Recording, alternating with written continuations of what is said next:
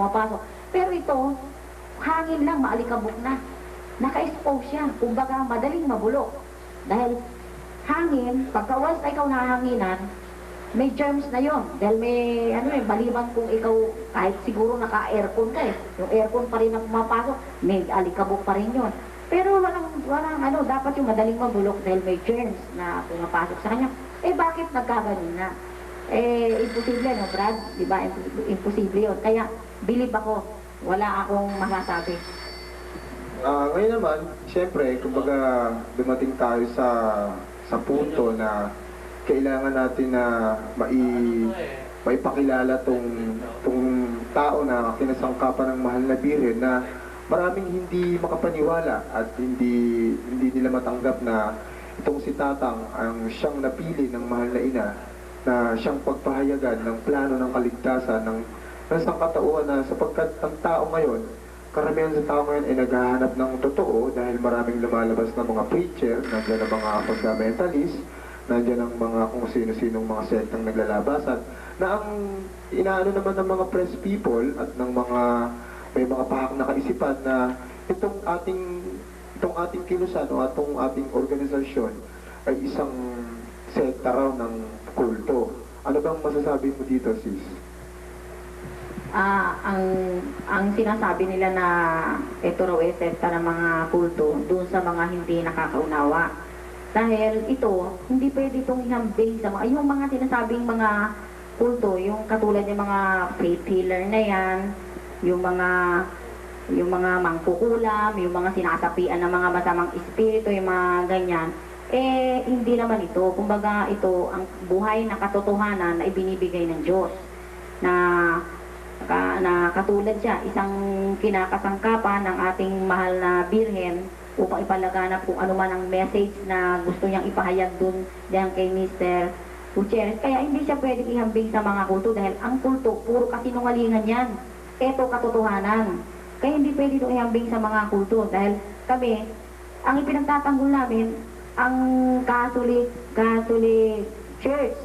Kung bakit ba naman itong mga Catholic Church nito, di dapat di kulto rin sila. Kung dahil yan ang dinadala namin ang Catholic Church. O di, kung papayag ang Catholic Church na sila isang kulto, kulto na rin nila kami. Hindi ba? Kasi naman, siyempre, kumbaga, sa lahat nga ng mga nanonood dyan, sa batas ng gobyerno at sa batas ng simbahan, yung mga kaparian natin, at yung mga nasa matataas na katungkulan sa ating pamahalaan, na ito po ay isang panawagan sa inyong lahat na kailangan po natin na magtulong-tulong upang itong ating bansa na siyang tinagurian ng mahal na birhen na siyang perlas ng silangan at siyang napiling bayan o napiling bansa na kanyang ipapahayag ang kanyang mataas na pakikipagtipan. Kaya nga, itong taong kinasangkapan na to na si Brother Jesus Gutierrez ay siya naming tinataas na ipinakikilala namin sa inyong lahat.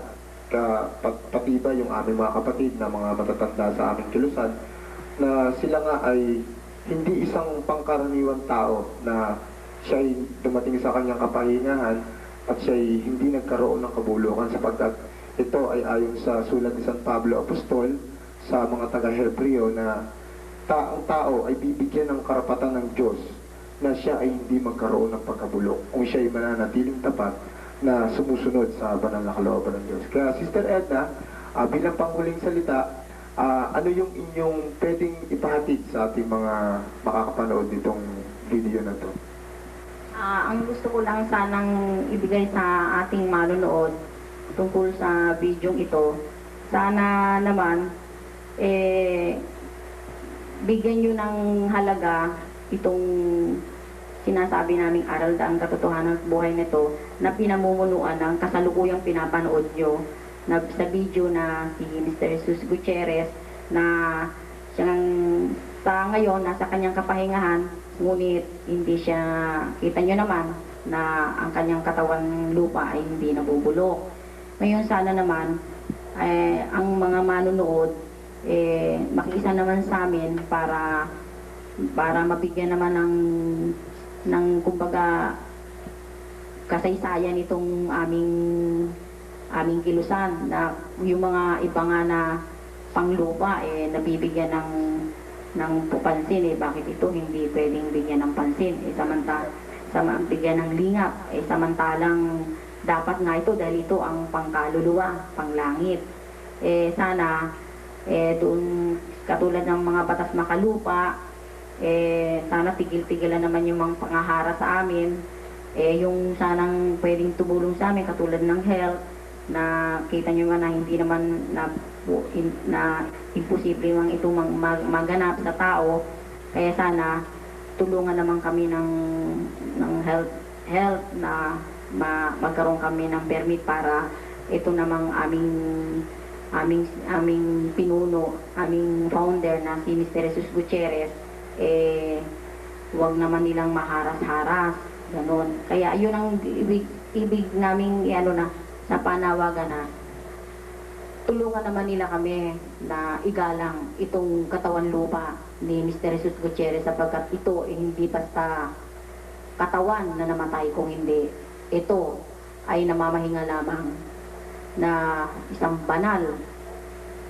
Kaya kung maaari wag nilang lalapas tanganin. Yun lang masasabi namin. Inanay kami sa inyong lahat ang kapayapaan. Aluwalhati sa Diyos, sa kaitasan, Sa lupay at sa lupay kapayapaan sa mga taong may mabubuting kalooban. Sa mga narinig niyong nagsalita rito na mga kapatid namin na si Brother Ricardo Piedad at Sister Edna Abanto, sila po ay mga tinawag, kumbaga sa mga tinawag 1974 at kasabay ko rin po. At kung di nyo na itatanong, ako po si Brother Daniel Sunga Jr.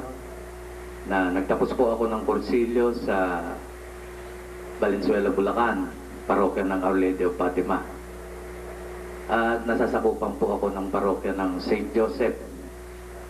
Nung magtapos po ako 1975, buwan ng Hulyo, 23 hanggang 26. At mapalad po akong napabilang sa dekorya ng isang apostol na tinaguri ang mangingisda ng tao at unang naging apostol ng ating Panginoong Jesucristo na si San Andres, Saint Andrew. Ayan. Alam niyo po, dito sa kasaysayan ni Brother Jesus Cruz, Seven Cruz Gutierrez, sa larangan po ng espiritual na pamumuhay, sa buong mundo, lalating ko na po, isa pong matinding kasaysayan ang kasaysayan ng taong ito. At hindi niyo po masisisi kung ako man, sabihin ko sa kanyang para sa akin siya ho, Diyos. Sapagkat sa buhay ko, hindi niyo po na itatanong mga manonood na bago po ako tinawag sa aral na ito na ang nagtuturo po ang founder po ay si Jesus Cruz Gutierrez. Ako po ay isang dating drug addict, 1968. At sa buhay ko po, ay ako rin po ay black sheep sa aming pamilya. At para bang kumbaga sa isang bata, alam niyo po, hindi niyo na itatanong nung ako ay bata pa, ayoko pong makakausap ang kasing edad ko. Ang gusto kong makausap yung mas matanda sa akin. Sapagkat ang katwiran ko po nung araw, nung bata pa ako, kung ang makakausap ko ay kamukha kong bata, wala po akong matututunan sapagkat pareho lang kami ng edad. Ngayon, kung mas matanda sa akin, hindi pa ako nakakarating sa ganong gulang. Alam ko na po kung ano ang ganong klaseng pamumuhay sa edad na ganoon. Kaya nga po, mabalik po tayo kay Jesus Cruz Gutierrez. Ano po? Kung hindi po dahil sa kanila, siguro kung hindi po kulungan ng binagsakan ko, ospital o sementeryo. At dahil po sa aral na dala-dala nila na itinuro po nila sa akin, gumaling po ako. At hindi lang po yun, bukod sa gumaling ako sa pagiging drug addict, sa kasalukuyan po nagtuturo na po ako. At ang misyong hinihingi ko sa Panginoon Diyos na yung mga dating drug addict, mailagay ko sa grasya ng Diyos, na katulad ng kinalalagyan ko ngayon. Matapos